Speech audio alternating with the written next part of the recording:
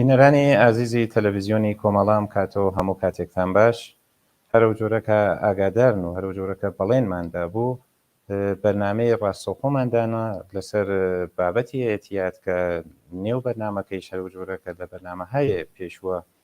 بینەری بوون و بیسەری بوون ژیانەوەیە. ئەم بەرنامە بە تایبەت تەرخان کراوە بە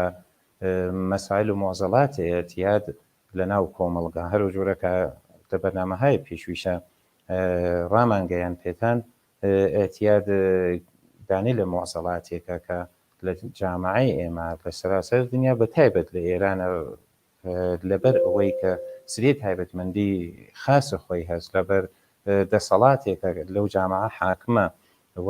خۆی پەرەپێدەری کێشە و گرفتی ئێتیادە تایبەتمەندیهای جیاواز خاسە خۆی هەست. بۆیە ئێمە ئەم بەرنامانە تەرخان کرد بە ئەم مەسئلە کە ڕاستەوخۆ لەگەڵتانە لە پەیوەندیە بین تیزرماندانە ژمارەی پەیوەندیمان بۆتاندان ناوە تەبلیغمان کردە لەسەری ئەتان پەیوەندیمان لەگەڵا بگرن تەماسمان لەگەڵا بگرن پەیامەکان و پرسیارەکانمان بۆ بنێرن چە بەشکەڵ تەماس سۆتی تر لە تەریق واتساپۆیە بە شکڵ پەیام ئەتان بۆمانی بنێرن مەجموعەی تر پرسیار تریشمان بۆ هاتووە لەم بەرنامە. ئێمە داوەتەکەین لە کاکوریای خۆشەویست کارناسی بەرنامەکە کە لە بەرنامەهای پێشویشە حوزوریان بوو و چەندین پرسیار تریشتان مەطرح کرد و وەڵامی داوە بە پرسیارەکانتان لەم بەرنامەیشە کاکوریا بەشدارەوێت و داوەتی لە یەکەین قەن بە یەکە و حەزەکەنەوە بەرنامە پڕبەها بێ پڕپیت بێ ئێوە بەشداری تێدا بکەن. ئەم ژیانەوە هەمیشە وتومانە بەرنامەی خۆتانە، هەمیشە وتومانە ئێمە میوانی ماڵەکانتانین، ئێمە هەڵمەتێکمان دەست پێ کردووە کارزارێکمان دەست پێ کردووە کە بەرەنگاری کێشەی ئێتیادە ناو کۆمەڵگابین و ئێتیادیش مەسەلەیەکە تەنها بە تاکە فەرد مەربوط نییە، تەنها بە خۆدە شخص مەربوط نییە، کێشەیەکی کۆمەڵایەتیە و بمانەوەی کێشەیە کۆمەڵایەتی دەرمان بکەین، دەرمانی بۆ تەجویزکەین. قەتعاً ڕاهکارە فەردی ناتانین بۆی ئەرابین، ئەشێ ڕاهکارەکەشمان ڕاهکاری جەمعی بێ، چون کێشەکە کێشەیە کۆمەڵایەتیە و کۆمەلگای فەردی کە لە ناو یەکدانە خانەوادە توش مۆزەڵەیەتیا دەوێ تەنها خۆی دەرگیر ناکە، یەک خانەوادە دەرگیرەکە، بنەماڵەیە دەرگیرەکات. بۆیە ئەو مەسئلە زۆر مهمە لە ناو خانەوادەیەکەی باوکێ دایکێ مناڵەکەی کە توش کێشەیەتیا دەوەن تەنها بنەماڵەکەی خۆیان نییە، یەک مەحەلە دەرگیرەکات و لە ناو یەکدانە مەحەلە ئەوێنی چەند ماڵیتیایە گەڕەکێ دەرگیرەکایتە حساویکەن ئەو ڕێژە هەر ئەڕواتە سەرەوە تا بە یەکدانە جامەعاگێ. هەرو جۆرەکە ئاگادارن لە بەرنامەهای پێشوویشە عنوانمان کردە ئێران مەسیرە تجاری بووە لە توولە تاریخا لەبەر ئەوەی کە هاومەرزە تەک ئەفغانستان و ئەفغانستان دانی لە وڵاتانەیە کە دانی لە گەورەترین بەرهەمهێنەرانی هێرۆین و مواد مخدرە سنەتیە و ئێران ڕێگەی ترانزیتیە. لەو مەسیرە و معموڵەن هەمیشە استفادە کرا لە تەریقە تورکیە و مواد مخدر هەناردەی وڵاتان ئەوروپایی کرا و ئێستاش بە تایبەت لە دەورەی دەسەڵاتی جمهوری ئیسلامیە سوپای پاسداراندانی لەو مافیانەیە کە کەڵکی لێ وەردەگرێت لە مەسئلەی ئێتیاد پەرەی پێهات دەسەڵاتێک دیکتاتوری دامەرزانوە، دەسەڵاتی گەندەڵ و پڕ لە فساد و دزی دامەرزانوە بۆ محافزەت لەو داهاتە کە هەیەی، بۆ محافزەت لە بەرنامەکانی بەخاترەوە کە بەرنامەکانی لە دەرەوەی وڵات و لە وڵاتەکان تر پەرە پێبات نیازی بە هەزینە هەست بۆ هەزینەکانی مەخسوسەن لەم زمانەکە گیرۆدەی بحرانهای متعدد و گیرۆدەی گەمار و های بین المللیە تێ لە ڕەوشهای غیر ئەخلاقی غیر عرفی استفادەکە و فروش مواد مخدر، تجارت مواد مخدر وەکی یەکێ لە پرسوودترینە تجارەتهای بین المللی سوپای پاسداران لە گەورەترین مافیاهایەکە کە خەریکە کەڵکی لێ وەرەگرێت و بۆیشی یەک زەڕە مهم نییە ئەوەی کە ئێمە ناسینە ناو جامعەی سەرمایداریە بەناو کارتل بەناو مافیا هیچ پێوانەی ئەخلاقییان نییە، تاهودیان نییە، معموڵەن هانە شوێن سوودە فرەترەوە، هانە شوێن ئەن باشتە سروەتە فرەترەوە بەخاترەوەی تەوەجوی ناکەن کە چە ڕێژەی لە جامعە دەرگیرەکە، چەندێ ژن ئاسی ببینێ چەندێ بنەماڵە ئەشێوێ چەندێ مناڵ ناتان بە سن بلوغ بگەن تبدیل بە مناڵێک و دەکەکارەوەن تبدیل بە کەسانی ئاسیب دیداون کە بازم لەوانیشت ئەتانێ ئستفادەکە بەهرەی لێوات کەسانێکە زووتر لە سنە کە ئەشی عمر بکەن زووتر فەوتەکەن ئەمانە معموڵەن قەتا ئاعزای بەدەنیان وە قەلب و کولیە و ئەمانیان لە معرەزە فرۆشدانێت تجارەت ئاعزای بەدەنی دانیاگە سوپای پاسەران بۆ وڵات هەیە وەک هندوستان وەک چین کەڵکی لێ وەرەگرێت یا ئەوەی کە کچایەکە ئاسی بەوینن لە بنەماڵە هەیە کە مەجبورن فەرارکەن ئەمانە ئەوە کودکایە خیابانی ئەمانە ئەوە کچانی فەراری خۆ هاتە سری ئۆرگانی دروست کرە سری نەهاتی دروست کرە وە خانەهای ئەفاف و ئەمانە وەلە خۆب لە کنارە ئەوە تجارەتێکی پرسوود سکس و تجارەتی جنسیشی بۆ پەیدامەرزان وە سوپای پاسەران بخصوص کە وڵات هەیە وەک تورکیا وەک ئازەربایجان وەک گۆرجستان ئەرمەنستان وڵات هەیە دەوروبەر کەندا و بەتایبەت ئەمارات متحدە عەرەبی یادانی لە پایەگا هەیە عەزیم و گەورەیان هەلە تایلەندە کە مناڵەکان خود خاڵی بافوشتە لێنە واقعاً دەخیلن تجارەتە پرسوودیانەس و دەبیرە شۆرەیە ئەمنیەتە ملیەکەیان لە هندوستانە هەر تجارەتهای ئاوایی هەز لە لەحاز مواد مخدر و تجارەت جنسی و مەسائل سکسی خەریکن بە عناوینە مختلف ئەمانە بۆ خۆیان داهات جەمەکەنەوە بۆیە ئێعتیاد زۆر مهمە بۆ مهمە لەبەر ئەوەی کە گوتمان کێشەیە کۆمەڵایەتیە ئەم کێشە کۆمەڵایەتیە پرەی سندووە چەندین هۆکاری هەیە ڕژیمە جمهوری ئیسلامی لە توول 43 ساڵ گوزەشتەیە ئەوەی کە لە فکر پەرەسەندنە ئەنقلابەکەی بووە سودور ئەنقلاب بووە بەو بەهانانە و ئێرانی 2000 کێش و مشکڵ کردە بەتایبەت لە بوارە ئابووریەوە وەختی ئابووری وڵات داڕماوە وەختێک ئەمە لە ئەخبار هەیە کە لە ماوەی ڕۆژانە ڕابردووە ئەیبیسین کە لە شاری وەک قەزوین یا تەبریز بەهۆی ئەوەی کە نرخە ئارد 5 بەرابەرەوێتەوە نانە بەربەڕیەک هاوڵاتیەکە چی بیسێنێ دوودانە نان بەربەڕی و یەکدانە نایلۆن بە 15,000 سنە یعنی یەکدانە نانە بەربەڕی بە 7,000 من نانی لەواش بدە 2500 من خۆیەوە قیاسی کەن میزانە حەق دەستێکە کرێکاری وەریەگرێ میزانە حەق دەستێکە کە ئەکسەریەتە جامعی هەژارە ئێمە لە دەستفرۆش و بیگرە تا سنفایە بوچکێکە لە جامعە هەن ئەمانە ئەخشارە ئاسیب پەزیرن یا ئەوانەیە کە کشاوەرز هەیە بوچکن زەمین هەیە بوچکیان هەیە ئەمانە محسوڵەکانیان بەتەکە کێشەیە وەک کێشەی کەماویش هاتە بە خاطر سیاست هەیە غەڵەتێکە لە مدیریەتە ئاو بحرانە ئەوە جمهوری ئیسلامی بووە باعث مەهاجرەت ئەمانە بوو ئەمانە لە حاشیە شارەکانە شکڵەگرن نیشتەجێون خۆ حاشیە نشینی پەرەی سندووە ئەنوا ئەقسام مواصلات لەناو مەناطقە حاشیە نشینە پەراسێنێ و ئێعتیادیش دانێ لەو مەسائلەیە جمهوری ئیسلامی ئەزانێکە ڕژیمەکەی بەمویە بەنە ئەزانێکە خەڵک ئاستە ناڕزایەتیان فراها لەسەرەوە بۆیە مواد مخدر وەک ئامراسی وەک وەسیلەیە بەکارێرێ بۆ سەرکوتێ لاوەکان جوانەکان ئێمە لە بەرنامەهای پێشویشە بارها باسمان کرد بە دەلیل و سەنەد و مەدرەکە و بە ئێعترافە خودە مەسئولانە ڕژیم کە کەسانێ موادەوەنە بەر مەدرسەکان ئەیفرۆشن بە محەسەڵهایەکە هانە دەورێ مامناوەندە یا ڕاهنمایی تەحسیڵەکان یا دەبیرستان یا لە ناو دانیشتووەکانە مەسەڵەکانی لە عوامڵێکە پێ جونبشی دانیشتووی سەرکوت کرد هەرم مەسئلەی مواد مخدر و ئێعتیادە بوو لیک هەڵکە وەرەگرێ ئیستیفادەی لێ کات هیچ داهاتی بۆی هەیە کۆمەڵگایش پێخەیاڵەکە مواد مخدر کارێکە ئەوە تاسیر لەسەر مێشک ئەفراددانێ کە فەرد تەنها فکر و زکری ئەوەیە کە چۆن خماریەکەی بەتەرەفە چۆن موادەکەی دابینکە لە چه تەریقێکە وەختیکە دوچار مشکڵێ اقتصادی شەوێ پارەی نییە پۆڵی نییە معموڵەن ڕجووەکە بە ڕێگە و ڕەوش هەیە کە دەرگیری بۆ ئیجادەکە مەجبورە دەست بۆ ئەمواڵی بوات کە متعلق بەخۆی نییە خۆ ئەمانە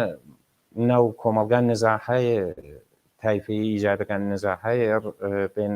ڕفێق و دۆس و حتا کەسانێکان ناو جامعە لە یەک مەحەلە لە یەک شارە ئیجادەکە کە نمونەی ئامارێ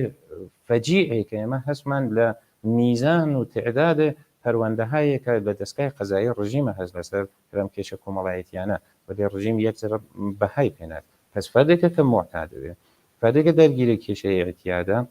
چه ئەلکول چه مەوادە مخەدر تەنها فکر و زکری دابینکردنە مەوادەکەیە تەنها فکر و زکری ئەوەیە کە بتانێ خماریەکەی بەرتەرەف بکات فقط بۆ یەک لەحزە بە تەواو هزار کێشە و گرفتێکە هەسی بە تەواو بحرانهایی کە بۆی پێشاتە مشکڵاتی کە بۆی پێشاتە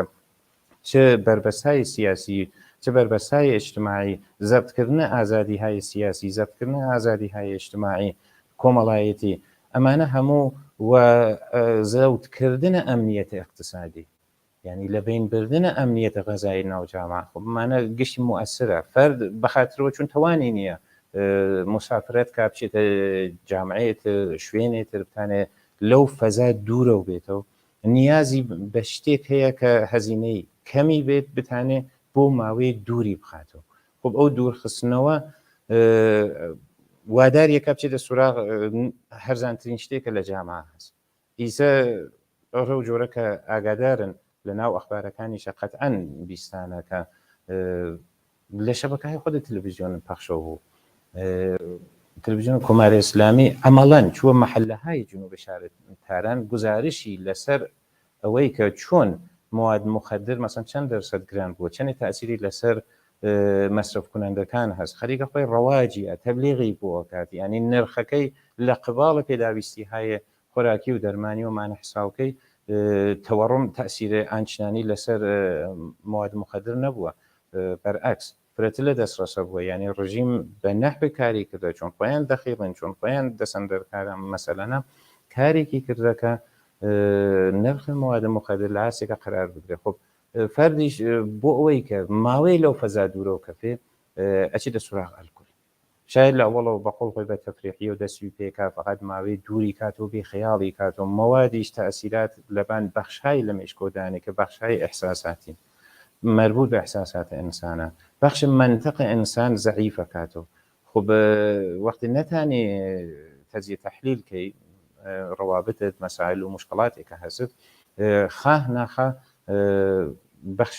ئەحساسی مێشک و فعال بێتەوە بیشتر دەرگیر ئەو بوحرانانە هەبیت چ لە ڕەوابطە لە تەک خانوادەتە تەک مناڵتە تەک ئەترافیانتە بەعام بۆیە ئێمە تاکیدمان لە ناو ژیانەوە ئەوەیە کە ئێمە ئەو هەڵمەتمانە دەست پێ کردە ئەو کارزارمانە دەست پێ کردە تکامان هەیە لە بینەرانێ خۆشەویستان بەرنامە دۆستان و لایەنگران و ئەوانەی کە دڵیان بە کۆمەڵەوە بەسراوە ئەوانەی کە دڵیان بە کێشە و گرفتەکانی کۆمەڵگا ئەوانەی کە حەز بە ئایندەیە گەشت بۆ کۆمەڵگاکەن هەنگاو هەڵبگرن ئێمە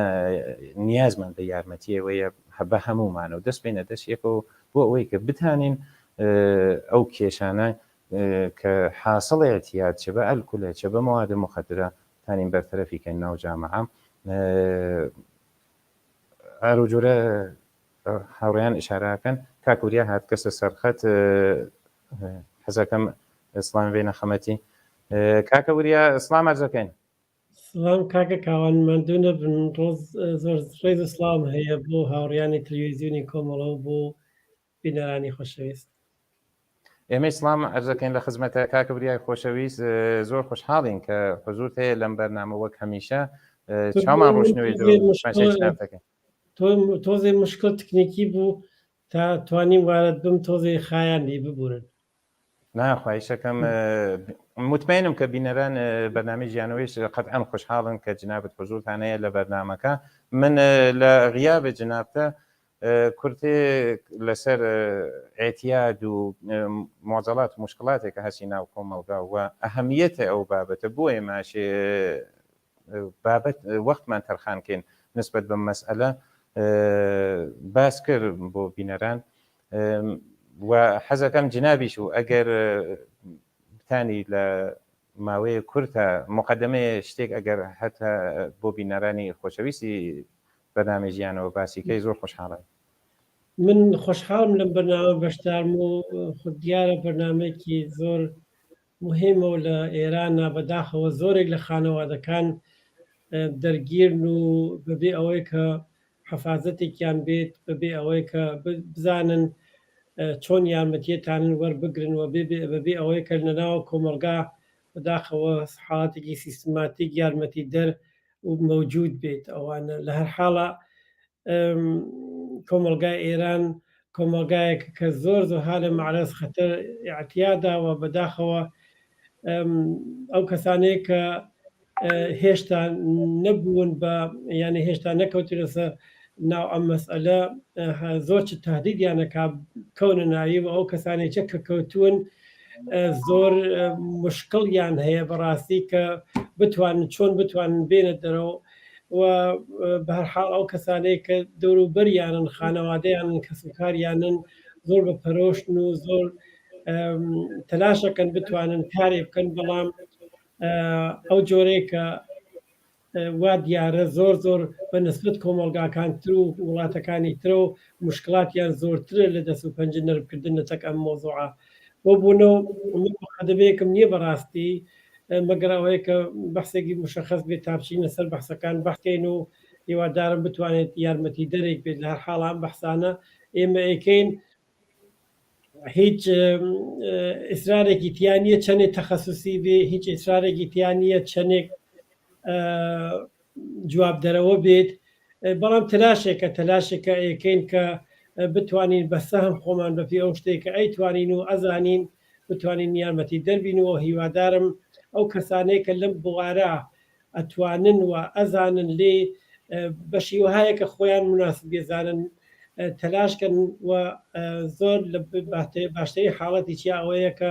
تەلاشەکانمان مرسەجم بکەین سیستماتیکی بکەینەوە هەدەفمەندی بکەین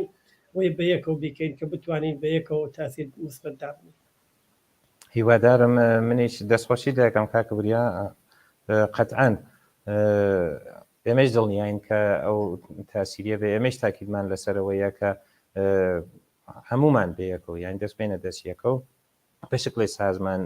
یافتە بتانین کارکەن کە بتانین قەوی زاهر بین لە بەرابەرم کێشە و مەسەلە. کاکە وریا نەزانم ناو خەبەرەکانە لەم یەک دو ڕۆژە بیست لە بەندەرەباسە زۆر کەس بەهۆی مەسمومیەت بە مەشروباتە ئەلکولیە تەقەلوبیە و دووچارە کێشە و گرفت بوونی سەر یا لە بیمارسە یا گیانیان لەدەستە. نەزەرتان چییە ڕاجە بۆ بابەت؟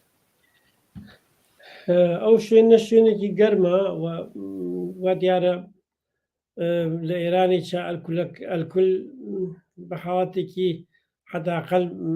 هەرچەند هەمووی هەر زەرەرە لە هەر شرایەتێکە وەلێ شێوەی دروستکردەکەی لە ئێرانە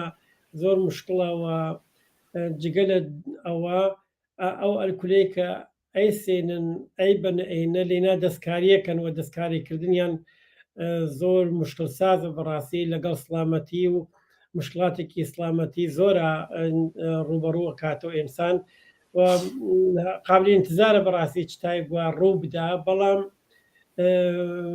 لە ئەوەی کە ئەو کەسانەیە کە خەریکن ئەم کاراکەن مەسەڵەن شیشەی ئەلکول دەستێنن بەخاترەوە بتوانن لە 4 بەرابەر و 5 بەرابەر ئیسفادەی لێ بکەن لە فرۆشەکەیە دەستکاری ئەەکەن و دەستکاریەکەی و هەوا و نەوعی دارەکەی و ئەوانە ئەوێ بە باعیسەوە کە سەمی بێتەوە وەختی سەمی ئەوێتەوە ئەوێ بە باعیسەوە کە کەسەکە وەختێکی خوا دووچار مشکڵاتگەل جددی بکاتەوە یا حتا دووچار مەرگی بکات. زۆر سپاس کاکە وریا. اتفاقا دانی لە بینەرانمان پامێکیان نادە بۆمان هەر ڕاجە بە مەسەلەی ئەلکولە خانمێکە کە پامی نردووە ئەڵێ دەرمورد هاوسەرەکەیە ئەڵێ ماوەیە کە ڕفتاری گۆڕاوە لە ماڵە چ لەگەڵ خۆیە وەک هاوژینی چ لەگەڵ مناڵەکانیە تووڕەتر بووە احتماڵان لە لەحازە ئەخلاقی و حتا لە لەحازە ماڵیەوە ێژە پێشترێمە هیچ کێشەی ماڵیمان نەبوو بەڵام بینێکە زۆر توش کێشەی ماڵی بووین خۆی حەدسات یعنی احتمالات کە شوەکەی ئەتیادی بە ئەلکول پیا کردوێ پرسیاری کردە کە چۆن بزانێت کە شوەکەی ئەتیادی بە ئەلکول هەیە بە مەواد نییە دەلیلەکانی چییە علامەکەی چییە؟ ئەگەر ئەو شەخصە پێشتر جۆرێتر بوو بێت و ئیستە جۆرێترە ئەو تەشخیصێکی زۆر مهمە حتا ئەگەر مەسەڵ کەس وا هەیە سەکتەی مەغزیەکە سەختە مەغزیەکە ئەوێ بە باعیسەوە کە ڕەفتاری بگۆڕگێ ئەگەر ئەوانە نەبێت ئەتوانێت بنیان بە ئاحتیات فکرە و کاتەوە من لە بیرمە کە ئێمە کەسێکمان بوو کە فقط سەکتێکی خەفیفی مەغزی کرد بوو لە بڕێک لە ڕەفتار و کردارێک گۆڕیا بوو و ئەو ڕەفتارە و کردارە جۆرێک بوو کە خانەوادەکەی زۆر عەزیەتە کرد و بە حاڵ خانەوادەکەی دەریان کرد بوو دوای وەختێک چەند دەحفتر بە فاصلەی 2-3 ساڵ سەکتەی کرد بوو زۆر نیگەران بوون خانەوادەکەی بۆچی لەو کاتا کە دەقیقەنەوە کاتێکی یارمەتی پێویست بوو نەچوون بەدەمیەوە نەبوون ئەگەر ئەو شتانە نەبێت کە ئەو شتانی هەیە بەڵام ئەگەر ئەو شتانە نەبێ بنیان ئەتوانێت لەسەر ئاحتیات بکاتەوە یعنی ئەو کەسە یا ئەم خانمە نیگەرانێکی هەسەوە نیگەرانی واقعیە ئەگەر ئەو کەسە حاضر نەبێ لەسەر ئەم نیگەرانی ئەم هاوژیانیە قسە بکات ئەوە خۆی علامەتێکە ئەژێ بنیان ئەو علامەتە جدی بگرێت چون کەسێک نەخۆش بێت ئەتوانێت تۆزێح بابێژێ منیش گۆڕاوم خۆش بەزانم گۆڕاوم من وا نەبووم یا کەسێک مەسەن ئەگەر سەکتەکە مەغزی کردوێت سەکتەی مەغزی شاید نەتوانن تۆزیحی بەرخۆیان بەڵام قابل ئەنازەگیرین یعنی بە شکلێک قابل ئەنازەگیریە کە بنیامە توانێت بەڕاستی تشخیصی بات بێژی ئەمە نەخۆشیە یا ئەتیادە وەلی کەسێکە بە خاطر ئەتیات ڕەفتاری بگۆڕێت ڕەفتارەکەی یەک سال نامێنێتەوە ئەگەر قسە لەسەر ئەو ژنە لەسەر زەرفیەت پیاوەکەی قسەکات حتمما زەرفیەتی حتمما مەراحلێکی بووە کە ئیسە خەریکە بەرەو خوارەوە ئەو مەراحلە ئەگەر ئەو مەراحلە وا بێت کە مەسەڵەن تااقەت و حوسڵەیە کەم و کەمتر بێتەوە ئەگەر مشکلەکە ئەوە بێت کە ئەگەر پێشتر مەسەلەی پوڵ و ئیمکانات و ئەوانەیان بەرحاڵ بەرچاو بوویت ئیسە بەرچاو نەبێت مەسەڵەن بەرچاو نەبێت قابل ئەرزیابی نەبێت قسەی لەسەر نەکرێت هاودڵ نەون ئەوانە مەسائلێکن کە بە حاڵ شتێکی تیا شاراوەتەوە یعنی شتێکی لێ نامەعلومە دیارە ئەم ژنە نیگەران ئەو مەسائلە وا مەترەحی کردووە نیگەرانی جدی لەگەڵ خۆیان هاوردووە کە ناتوانێت لەگەڵ مێردەکەیە هاوفکری بکات یا من وات تیاگەیم نازانم ئەگەر بیتوانای هاوفکری بکردایەت و بیان توانێت بێک و لەسەری قسەیان بکردایەت خۆ معلوم بوو ئیتر ئەم پرسیاری ئابەم شکڵە ناکرد یا لە کەسانی تر تەلاشی ناکرد لە کەسانی وەکی ئێمە مەسەڵەن پرسیار کات و حاڵیبی کە ئایا ئەمە نەخۆشیە نەخۆشی نییە بەنظر من حتا ئەگەر ناحەقیش بێت ئەو نیگەرانیە بەرحەقە یعنی خودی ئەگەر ئەو کەسە نەخۆشیش نوێت وەلی بنیام لاخرەوە توانێت بێژێ من خۆشحاڵم کە تۆ نەخۆش نی وەلی مشکل ئەلکول یا ئاعتیادی تر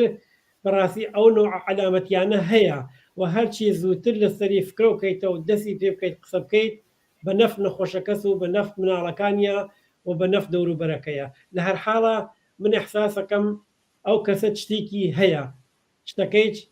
من ئاواتەوە یەکەم وەکو ئەوە قسەکانم ئەگەر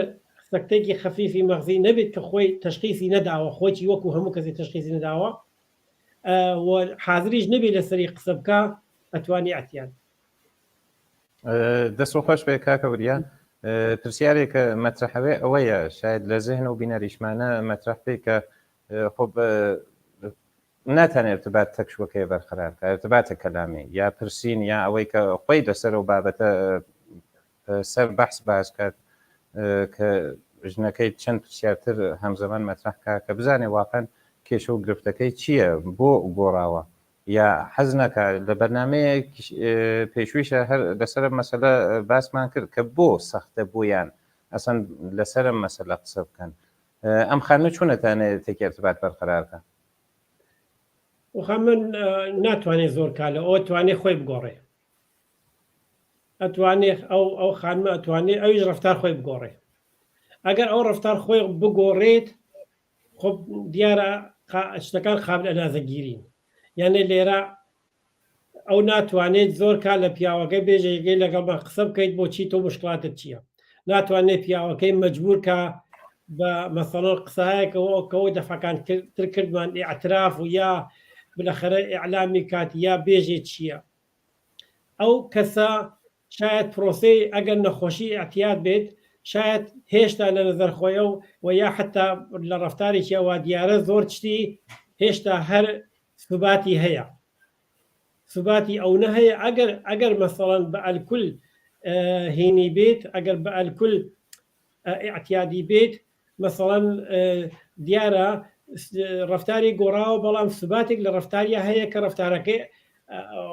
خواروبانێکی عجایب ناکات کە هەموو کەس بزانێت با بە ئەلکولی خواردو والیاتوە ئەوە یا مەسەڵەن ئەگەر بە مەسەڵ بە قمار ممکنە بە قماریش ئەگەر شرایط جسمی هەر وەکو جاران بێت فقط ڕفتاری گۆڕاوێت بنیامە توانێت بێژێ لێ شاید قمارکە ئەگەر مەسەلەی پوڵیش لێرا مەسەلەست ئەگەر نا مەسەڵەن حاڵەتای تر هەست کە زۆربەی ئینسانەکان یا چاویان سوورە پێس سوورەتیان مەسەڵەن سوور نگا ئەیەڵن یا خۆش ناسکە بێتەوە بووی ڕەگەر پێس بنیام تۆزێک ئەگۆڕگەی حاڵەت عەسەبی ئەگۆڕگەی ئەوانە چتایەکن کە بەڕاستی بنیام ئیسم بە ئەلکول مەربوتە یعنی نازانم ئیسم چەندێک دروست بێ ئێمە لەسەرەوە قسە بکەین بزانین ئایا ئەلکولی یا شتێکی ترە وەلی یەک شت ئەساسەن یعنی یەک شت مەوجودە ئەوە هەست بۆ ئەوەی چێکە بتوانین لەگەڵ ئەم شتە جدی بیتەوە تو ئەبێ ئەتوانی لە خۆت قسە بکەی بێژی من ئەم شتە ئەو جۆرە بۆ قابل قبول نییە بەم شێوە من ناتوانم مێدامێ بم ئەشێ دابنیژیم لەخە بەیەکەوە تعین لەسەر ئەم مەسەلە بە نەتیجەیەک بگەین و ڕفتار خۆی بگۆڕێت یعنی مەسەلەی پوڵە بالاخره شت ڕۆژنەوە بێتە بزانین چیەکەین چی ناکەین و بالاخره بەنەوعیکەشێ زۆر چت لە ڕفتار خۆیان من ئەوە عەرزکەم بۆ ئەوەی کە یعنی ئێمە زۆر ئاسانەتانین ڕفتار خۆمان بگۆڕین زۆر بە زەحمەت دەتوانین ڕفتار ئەموو ئەو بگۆڕین بۆیە ئەگەر خۆمان بگۆڕین دەوروبەرەکەمان ئەگەر مەسەلەی نەخۆشی جدی لە پشتیانەوە نەوێت بەڕاستی تۆ حاڵەتێکی چکۆری خۆت بگۆڕە دەوروبەرەکەت مەجبورن دەچت بگۆڕن تاپتانن دووارە خۆیان تەکتوە تەنزیم کەنەوە لە نەتیجە گۆڕاندن خۆت هەم ئاسانترە هەم موئەسرترە زۆر سپاس اتفاقا بینەرێتیش کاکەوریە لەسەر نەخۆشین هەیەکە نازانم لە فکرتان بێت لەدانین لە بەرنامەکان ئەشارەمان پێی کرد کە چه عوارزێکی ئەز ئەلکول ئەو بینەریشمانە و پرسیاریە کردە کە فەر دووشارە چ نەخۆشین هەیەکە چ نەخۆشین هەیە لە ئەتیاد بە ئەلکول شایعە ئەلکول ئەنوا وەقسام نەخۆشیە توانێت عوارزی بێ بەڕاستی نەخۆشیگەل عەسەبی نەخۆشیگەل ڕۆحی نەخۆشیگەل ڕەوانی نەخۆشیگەل جسمی من نازانم بنیام توانێت سعاتها لەسەر ئەمە قسە بکە وەلێتانی وەکو چکەرێکی وەکو گروهیچ حتا لەسەری قسە بکەیت لەسەر مەسەڵەن گەردش خوێن و کارکرد قەلب و ئەوانە زۆر بەرچاوە مەسەلەی خوێن فشار خوێن ئەواتە سەر ئەلکول فشار خوێن ئەواتە سەر ناو ڕەگەکان ئێمە ئەلکول بالاخره ڕەگەکان ئێمە وەکو جۆگەلەی ئاواکو لولەی ئاوانە معموڵەن ئەوانە تەمیسن وەکو بەڵام ئەلکول کارێکەکە کە ئەو ڕەگەل ئێمە چ سەر ڕەگەکانمان چستیا ڕەگەکانمان لە ناوە بگۆڕێ معموڵەن ئەوانە حاڵاتێکی پلاستیکیان هەست کە پلاستیکەکە باز و بەستاوی زۆر هێنێکی زەریفن لولەهایەکی زەریفن کە گەردش خوێن تەنزیمەکەن ئەو فشار خوێن ئەلکول کارێکەکە ئەو حاڵەتە پلاستیکیانە کەمەوە بێتەوە یانێ فشار خوێن ئەگۆڕێت ڕیتم قەلب ئەگۆڕێت تۆ مەسەڵەن ئەگەر فەرزکە جۆگەلێک ئاو تەمیز ئەڕوا بەناو باخێکە ئاوێکی ڕۆشن تێچین ناو باخێکە پڕ لە گوڵ و گوڵسار ئەوە ڕێگەکانی من ئەگەر فەرزکە هەرە جۆگە لە ئاو پڕیەوێ لە ئەژغا لە شوێنێکە بەردێکی زلی تێکەوتوێ لە شوێنێکە چەندین دار و هێنی هاتیە لە شوێنێکە ئەژغاڵی تێکەوتوە هەمووی ئەوانە خۆی بەخۆی نمای ئاوە ئەگۆڕێت ئێمەش خوێنمان دقیقەن ئەو ئاوە تەمیزەوە ئەو باخە تەئەمینەکە وەختی لە تەریق ئەلکولەوە گۆڕگێت لە ناو بەرجەستا بێتەوە لک پێیاکات ئەملا ئەولاکە حاڵەت پلاستیکە کەمە بێتەوە ئەنوا قسام نەخۆشی ناو ڕەگ لە خۆیان دروستەکات و ئەوانە مثلا دانەیەکە لە عواقبەکانی مەسائل عەسەبی دانەیەکە کە جاری تر پێش قسەمان کە مثلا مەسەلەی پوری نۆرۆپاتی و ئەحساسات و ئەوانە مەسەلەی دەستگای گەوارشی و معدە و لولەی مری و حتا ڕیە و سەرەتان ڕیە و هەمووی ئەوانە شاید بێژم نقطەی کە هەم ئەلکول هەم لە باقی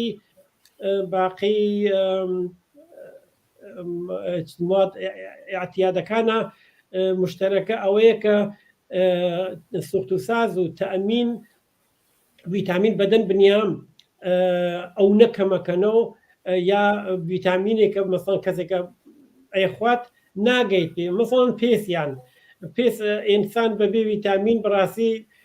لەبێنەچێت و هەزار ئەنواع قسان نەخۆشی پێسی پێیاکەن ئەوانە وەختی تەئەمین نین وەختی تەئەمین نییە لە نەتیجە نەخۆشی پێسی مەسەڵەن زۆر فراوانە ئەلکول و کەسانێکە مشکل ئەلکولیانەس نازانم مەسەڵەن حاڵات لەرزش و ئەوانە بەڵام لەرزش زمانێکە کە ئیتر هەم ئەلکولەکە تۆزێک ڕشتی کردی ئاعتیاد ئەلکول و هەم زمانێکە کە مەسەڵەن دەستی پێنەکەیت لە حاڵێکە ئەوە احتیاجی دەستی پێنەکەیت ئەوانە بەنابەرین بەڕاستی دەلائل یا عوارض نەخۆشی ئەلکول کتێبها لەسەری نووسیاکە بنیام ناتوانێت لە 4 دقیقە ئەم شتێرە گشتی تەفسیرکە وەلی مەسەڵەن سەرەتانیش دانەی لەوانە ئەتوانێت بێتە باعیزێکە زۆریان بەداخەوە بە سەرەتانە برن کاکە وریایی زۆر جار مەسەڵەن ئەوترێ ئاوجۆ هیچ کێشەیەکی نییە ئاوجۆ فایدەیەشی هەیە مەسەڵەن ئایا احتیاج بە ئاوجۆش هەیە یعنی زۆر کەسمان هەیە کە عمومەن ئاوجۆ خواردن بۆی عادیە یعنی من بینیمە کە سەرەتا بە ئەگەر یەک قوتیە و دەستی پێکردوێ ئیسا بینی مەسەڵەن 10 قوتیش بۆی ملاک نییە یعنی خۆشی بە معتادش نازانێت ئەزانێتی ئاوجوو یا مەسەڵەن ئاو هەنگور یا ئاو هەنار یا ئەو هەرچێکی تر وەختێک ئەبێ بە مەشروب هێنێکی هاتیە یعنی ئەلکولی هاتیە ئەو ئەلکولێت دەرسەدی هەست لە ناو بڕێک لە شیشەکانە نووسیاکە مەسەڵەن 47% ناویە 38% لە بڕێکە حتا 70% ئابجوو معموڵەن دەرسەدیان ها لە خواردترەوە ها لە خوارد 10%ەوە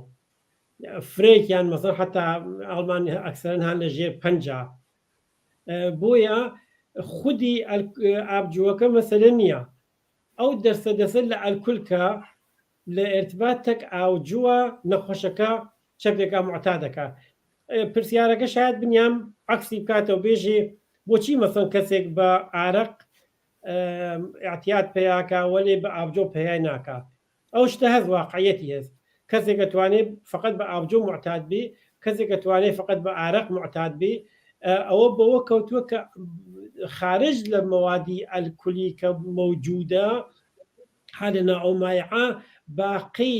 تەرکیباتی شیمیایی کە لەنە ئەو مایعە مەوجودە ئەوانی چ موەسرن لەسەر کەسەکە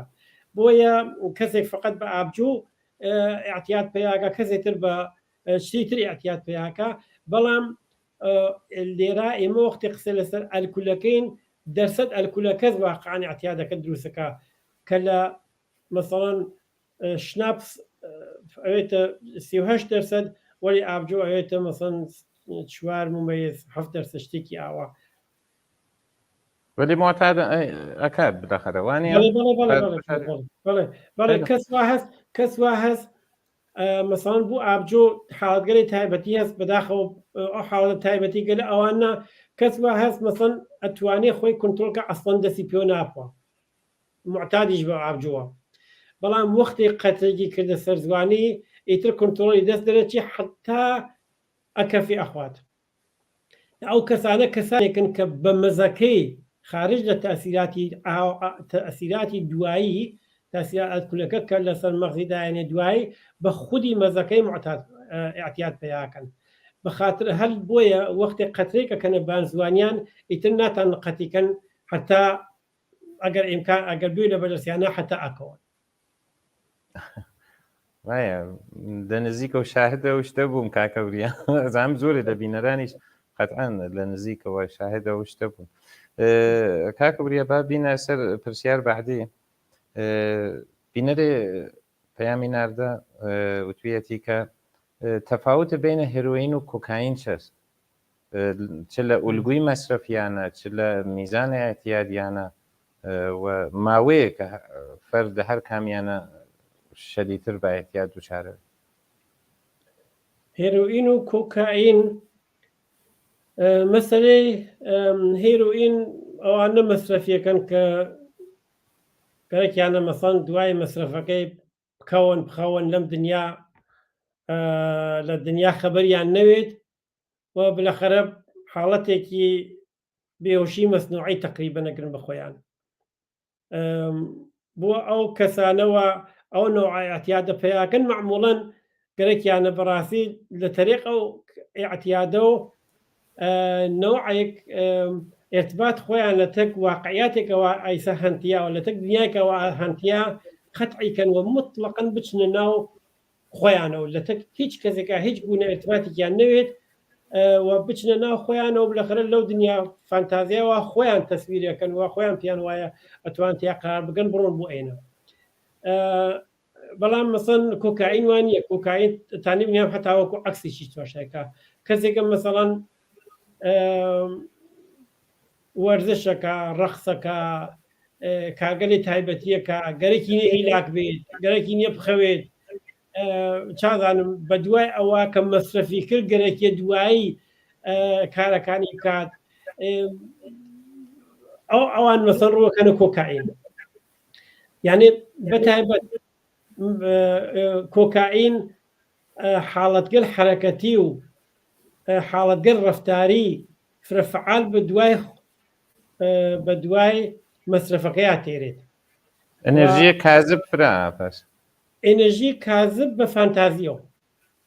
ئێنەرژی کاذب بە فانتازیکە و کە خودی نەخۆشەکە مەسەڵەن خۆیان پیان وایە مەسەڵەن ڕێنکەی بینن جۆرێترە بە حاڵەتەک فانتازیکە چفتێ بەیەکە ئەو فانتازیەسە کە ئەوێ باعیسەوە کە معتادیان کات خودی ڕەفتارەکە بە حاڵ ڕەفتارەکەیان شاید لە ئیدامەی کارەکەیانە عەزیەتیان کات ئەوەی کە بەڕاستی خەویان نییە ناتوانن جسمن فرە وێرانەوەن بەیەکە وەلی ئەو فانتازیە ئەوەیە کە بەعیسە بێت کە کارەکەیان نێداوە بەر بەڵام هێروئین وانە هێروئین حاڵەتێکی عەکس ئەوەیە کە نەخۆشەکە جسم و ڕۆحی بە حاڵ نامێنێت لە حاڵەتێکی ئاکتیڤە نامێنێت ئەچێت وەێ خۆیان لە ناخۆیانە نوعێ وەکو خەودین خەو ئەبینن خۆیان ئەزانن خەریکی چین ئەوەسە کە ئەوێ بە باعیسەوە کە پێیان وایە لە هەموو شتێک نەجاتیان بووە بەڵام بۆ ماوەیەکی ئەوەڵجار و دوم جار و سێوم جارە دوای هەر ئەو حاڵەتە ئەوێتە ئێستراتێکی تر بۆ خۆی بۆیان لەبەرەوە لە عین حاڵاکە ئەکەون و حاڵیان خەبەریان لە خۆیان نییە لە عین ئەو حاڵان نائارامیک و ترس و وەحشەتێک لە وجودیانە دروستە بێت کە بازم ئەوەیچە ئەبێ بە باعیسەوەی کە هیچ گونە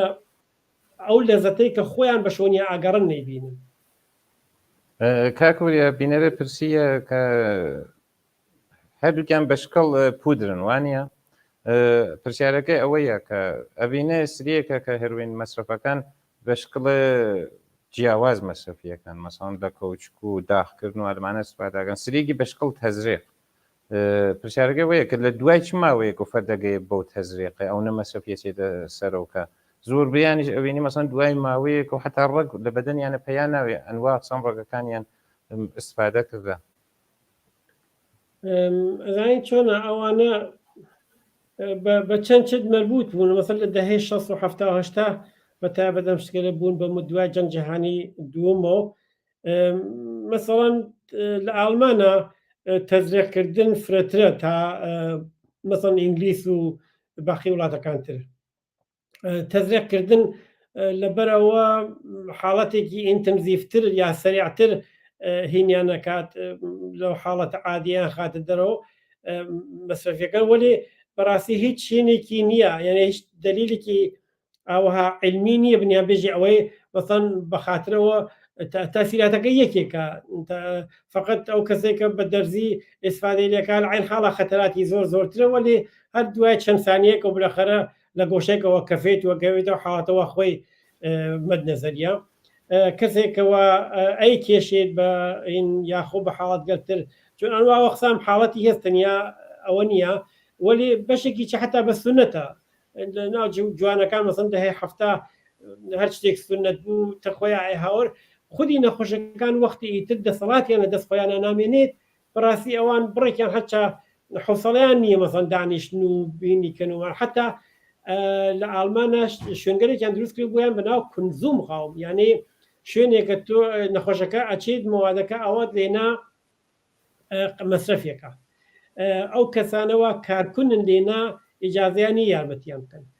بەڵام خودی نەخۆشەکە وەختێتی مەسەن ئاوا دەستی ئەلەرزێت گەرەکیە شتەکە کێشێتە ناو دەرزیەکە ناتوانێت ئەوانش معلوم نییە ئەو دەخۆشە چیتە خۆیان هاوەرگە بڕێجار گریان و هاوار و داکەن ێژین یارمەتیمانکەن بە حداقل دەرزیەکە بکێشین خۆمانەیە لە خۆمان ئەوانی جیازیان نیەنیکەن بەحاڵ هیچ تەفاوتێکی تایبەتی لە تەسیر گوزاری لەسەر جسم و ڕۆح و ڕەوان ئێمە نییە فقط لە حالات سەریعبوونی و حاڵەتی یێواشبوونی ئەتوانێ تاسیری بێت فرەت بەشێکی چی هەر وەکو فەرهەنگە لە ئینگلیسا جۆرێتر فەرهەنگە لە ئالمانە جۆرێتر فەرهەنگە لە ئەمریکای چا جۆرێتر فەرهەنگە ئاواسە کۆکاین چە کۆکاین هەر بەشکەڵ پودرەوانە ئستنشاقیش مەسرفیەکان یعنی ئەگە بینەرێک گەرەکی بێ بزانێکە شەریک زندگیەکەی ڕوفێقەکەی یا باوکی دایکی بزانێکە ڕۆڵەکەی احتیادی بەکەم لە مەوادە هەست دەبەرەوە پرسم زانیاریان زۆر زەحمەتە ئەو کاکەوانەوە زۆر زەحمەتە بزانن بە چی هەیە مەسڵ خۆ ئەلکول دیارە بنیام ئەیوینی یا بۆی تێ یا ئەیسە حتا ئەوانەوە فرە تەخەسوسیان پیاکرێن نەخۆشەکان کارێکی چەکەن بۆکەی نییە نوعی سوپێ خۆن بۆی نییە بۆ خانەوادە زۆر زەحمەتە بەڕاستی تەشخیص بدرێت کە ئەمە کامیانە خۆب دیارە کەسێک وەختی دەرزی ئەوەش نیت بنیام ئەکسەر ئەوانەی تر دوای بەداخەوە خانەوادەکان خۆشمان تەرەفن لە تەکیا فرێک لە خانەوادەکان حتا لە ئێرانە و مەسەڵەن وەختێک ئاوا لێف و دۆشەکە جەمەکەنەوە دەرزی تیاپیاکەن یعنی کە نەخۆشەکە دەرزی ئەوەشتێ لە خۆی دوای ئەیتر لە حاڵێکان نییە مەسەن دەرزیەکە لابووە دوایکی هەڵستی بە حاڵەتێکی ئەو حاڵەتەوە گرتووە بە خۆی ئەڕواتە دەرەوە لە بیرێکی دەرزیەکەتە خۆیان بواتەوەوانە مەسەن شتایەکە نیان بۆ شتا ئەتوانێ بێژی دەخۆمە دەرزی داوە لە خۆی دەی دەرزی لاوە خۆی یا مەسەن هێروینی یا کۆکاینی یا گەردی یا فلان شتێکە وەلی مشکل عەسڵی تریش لەوە مهمی بەڕاستی بە چی دەست بکەن دوای بە یەک مۆرەدە و نامێنێتەوە زۆر سپاس کاکەوریاگیان بینەرێتتر پەیامی ناردە بۆمان وتویەتی کە بۆ سرێ لە پزیشکەکان حەشیش یا گراس تۆسیاکەن بە چ بیمار هەیە تۆسیەکەن هەشیش مەسەلەی هەشیش نازانم چەندی ئاگادار بنیەوە لە دنیا خەریکە ئازاد دەوێت یانە لە حاڵەتی مەمنوع القانونەوە تێتنەوە ئازاد هۆلەند زۆر معروفە لەو بابەتەوە ئەوەی کە بۆچی دکتۆرەکان تەجویزیەکەن بەڕاستی ئەوە مواسرە ئەوە وایە بۆ کەسانێکە مەسەڵ سەرەتانیان بێت یا بەتایبەت مەسەڵ هیچ گونە ئومیدێک نەماوێ بە سڵامەتیان لێرە فەقەت مەسەلەکە ئەوە بێت کە کەیفێتێک بدرێ بە ژیانیان کەیفێتەکەی چۆنە درگێت ئەوەی کە ئێشیان نەبێت یانێ لە حاڵێکە کە ئێشیان نەبێت خۆی بۆ خۆی تر کەیفێتی دراوە بە ژیانیان بۆ لەو حاڵەتگرا تەجویزیەکەن کە نەخۆشەکان ئەوانیش بۆ گشتیان باش نییە بەڕاستی یانێ فرێکیان ئەشێ بخواپی ئەشێ نەخۆشەکە لە تەکیا بێتەوە یا نەخۆشەکە بە یارمەتیکی بزانی بۆ خۆی تەجویزیەکەن مواسری چا بەڵام لە دنیا چە خەریکە ئازاد دەوێت شاید دە ساڵایەنداوە شتێک وەکو سگاری تیا دەبێت سگاریش معتاد دەکات خۆ ئەوانەی بە نیکوتین معتادن شتێکی کەمیان بەڕاستی لە هەشیش نییەش هەشیش خراویکی کە هەستی ئەوەسە کە سوخت و ساز دەرونی سوخت و ساز مەغزی ئینسان بێحەد ئەگۆڕێ یانێ فرە ئینتنزیفتر لە سگار ئەگۆڕێن و کارێکەکە مەسەڵەن لە ناو سلولێکی عەسەبی ئێمە ئەگەر فەرزکە بنیام وەکو مەشکەیەک تواشایەکە ئاوا ئەو مەوادەی ناو سلولەکە ئەم لاوەلاکەی هەشیش وەها ئەیگرێت و ئەبێ بە باعیسەوەی کە حاڵەتێکی عادی مەسەڵەن بە چەند بەرابەر و دەبەرابەرەوە ئێمە دەریافتی کەین ئەوە شتێکە کە نەخۆشەکان معتادەکە یانێ هەتیشتە ئینتنزیفەکاتەوە بۆیە ئەو نەخۆشانەی کە بە هەشیش معتادن حاڵەتی خەوەریان هەست شتەکان بە باشی ئەوینن لە تەکیا قساکەن وەێ مەسەن کۆردیناسیۆنیان یانێ کەس بە هەست بە باشی لەسەر هەچێشتە قساکە وەێ هەڵسیت ئەژێوم نەچم لیوانی ئاوتێرم وەختی ئاانێکی لیوانە ئاوکە بێت ئەکەفێت یعنی تشخیصی نامێنێت کە بین مەغزی و پاگەلی ارتباط تقریبا شیویاکە بەیەکە و یا هەدایەت حرەکەتی لەن مختل بووگە ئەو تشخیصیانە نامێنێت بۆیە ئەبێ بە باعیسەوەی کە بنیام ئێشی نەمێنێت وەختی ئێشی فرێ بێت ئەوێ باعیسەوە کە ئێشۆ نەمێنێت وەکوەوەی کە وتم بۆ هەرچی کەس وانە موادگەل زد ئێش هیچ ئەوینی ئەنوا ئۆقسام مواد زد ئێش هەیە کەس وا هەیە مەسەن بە ئیبوپروفین ئێشەکەی لە ئاچی کەس وا هەست بە چتیتر ئێشەکەی لە ئاچی کەسێک وە بە وڵتارین مەسەن ئێشی کەمە بێتەوە کەسێک بە دیکلۆفێناک ئێشی کەم بێتەوە لە سوورتێکا دیکلۆفێناک و وڵتارین هەردووکیان یەکێکن یانێ هەموو شتەکانیان تقریبا یەکێکن بەڵام دوو شێکەتن شتێکە جزئیاتێکی فرفر کەمیان هەست بەڵام نەخۆشێک هەیە بەوە عکس عمل نیشانەدا و نەخۆشێکی بۆ عکس عمل نیشانەدا هەر بۆیە ئەوە مهمە کە هەشیش بە کار هەموو کەس ناخوا وەێ بۆ ئەوانەیە کە هیچ هێنێکیانە بە جێگەی مۆفین یا لە پاڵمۆفینەوە ئێستفادەی لەکەن بۆ کە ئێشانەمێن زۆر باشە دەست و خۆش کاکەوریا من بینیمە لە نزیکە و فەرد کە حەشیشی مەصرف کردا حتا لەبان مەسەن پلەکانەیەکەوە کە گەرەێکی بێ هەنگاو هەڵبگرێ باوەکە ئەترسێ ئەسم بۆ من مای تعجب بوو کە بۆ ئەمە باوە شتێک نییە مەسەن 20 سانتیمترەوە ناکەفمە خوارەوە نێتین تەسمیم بدوێ ڕاستەکەی بەڕاستی فاصلەی فرێز بین شتێکە فکرەکاتەوە پاگەلیەکە گەرەێکی بە هەنگاو هەڵبگرێ پرسیارێکە اتفاقم بینێرێ پرسیگە ئەوەسا کە ئێژێ ئایا حەشیش هەرە و زەرەرانە کە ئەلکول یا هێروین هەستی ئەویش هەر بۆ میزانە هەستی یا نە فەرخەکە زەرەرەکانی بەنسبەت کەمترە لە نەزەر زەمانی و دێرتر خراوەکە بە لەحاز ڕۆحی و تقریبا هەروەکو ئەوان شاید هەر لەو سرعەتیە بوێت بە لەحاز ڕۆحی ڕەوانیەوە لە هەر حاڵە ئەویش تاسی سنتراڵە وەکو باقی موادگەل مخدر و هێنگەل مەغزی تێ خەلەگەل مەغزی تێری بەشۆر خۆیان فرێک مەسەڵان خەلەگەلێک پیا ئەوێت لە ناو مەغز بنیامە کە بەڕاستی بۆی فرە زەحمەتە نەخۆشەکە دوای بیرکردنەوەی چۆنیەتی تەکامڵ فکری چۆنیەتی تەجدید و تەحلیل مەسەڵەن حەق یعنی ئیمکان تەجدید و تەحلیل شتێکی حتا فرە سادە لە بنیام ئەسێنێتەوە ئەوانە هەست بە لەحاز ئەوەی کە مەسەڵان فەرزکە مەسەڵان بێژی هێروئین سلوولێکی عەسەبی وا پێکات کە خۆی دەفکات ئەو وانە بەڵام ئەویش کارکرد سلول عەسەبیەکان ئێمە ئەگۆڕێت کارکرد بەخشگەل مەغزی ئێمە لە تەک ئەو بەخشەکانتریە ئەگۆڕێ مەسەن بەخش ئەحساسات و عەواتف و عشق و بەش نفرەت و بەش مەسەڵان ئەو شتانە بەیەکەوە ئەمانە هەماهەنگن بەڕاستی تۆ لە حاڵەتێکی تایبەتیە حاڵەتێکی ترس و وحشەتەگری بەخۆت ئەشێ فرێ چت کار کە تا ئەو ترس و وحشەتە دروست بێت یا لە شوێنگەرێکە مەسەن فرە حاڵەت ئارام و حاڵەتێکی مەسەڵەن لەزەت بەخشێگری بەخۆت ئەشێ فرێ چت لە مەغزێ ما کارکن تا ئەوانە بەیەکەوە کارکەن تا بتوانن ئەو حاڵەتە بەدەست بێت ئەو حاڵەت گەلە تێکا بڕاستی حاڵەتەکان ئەشێنێت زەرفێتەکان فرفرە کەمەکاتەوە بۆیە تاسیرات ئەویش بەنظر من لە درێژمەدە تا فەرقی وای نییە عواقبەکانیان فقط تۆزێک فەرقیان بەیەکەوەێ لە نظر ڕۆحی ڕەوانی و ئەفکارەوە و اختلاڵات فکریەوە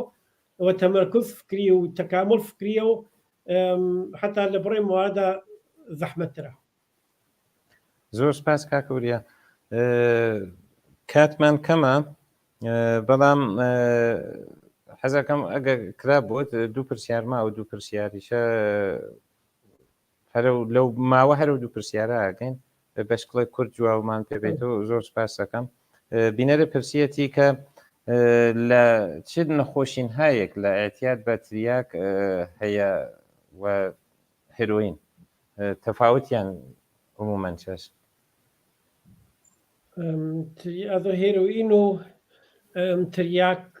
عواقبەکانیان نەخۆشی گەلێک کە ئەتوانێت ببێ بە لەو تەریقە و دروست بێت. نەخۆشی پێسی زەخمگەل پێسی فرە بەرچاوان لە هەردووکیانە. ئێمە مەسەڵەن ئێمە زۆرتر تێکیا دەرگیرین نەخۆشی گەل مەسەڵەن بۆ هێروئین بەڕاستی کولەن دەستگای گەوارش و ئەوانە بەتەو کولی تحت تاثیر قرار دانێت سلسلە مراتب عەسەبی فرفرە تحت تاثیر قرار دانێت ڕەفتار و کردار و این نەخۆشەکە بەتەو کولی ئەگۆڕێت ئەمانە لە مەحدودەیەکی فرە